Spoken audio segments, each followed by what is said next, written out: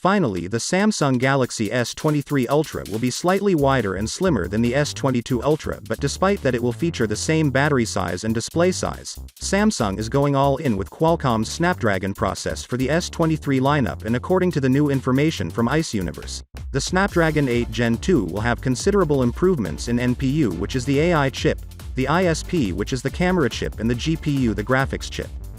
Judd Heath, Vice President of Product Management for Camera, Computer Vision and Video at Qualcomm, had an interview with Android Authority to discuss his thoughts about the future of smartphones photography. According to him, AI photography can be divided into 4 stages. The first stage is where AI recognizes a specific object or scene in an image. In the second stage, AI controls the so-called 3 of features: autofocus, auto-white balance and auto-exposure. The third stage is where I understand the different segments or elements of the scene, and in fourth stage, Judd says I will be capable enough to process an entire image. According to him, you could ask Guy to make a picture look like a National Geographic scene, which will adjust the colors, texture, white balance and everything else to make a picture look like what you asked for.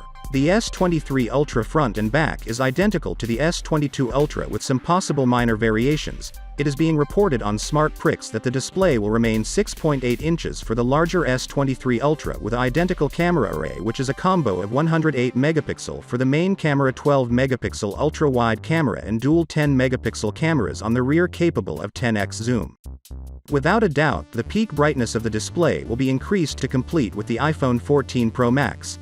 As of now, the iPhone 14 Pro Max sports a maximum 2000 nits of brightness, while the current Samsung flagship S22 Ultra is at 1750 nits of maximum brightness, so the S23 Ultra will aim even higher.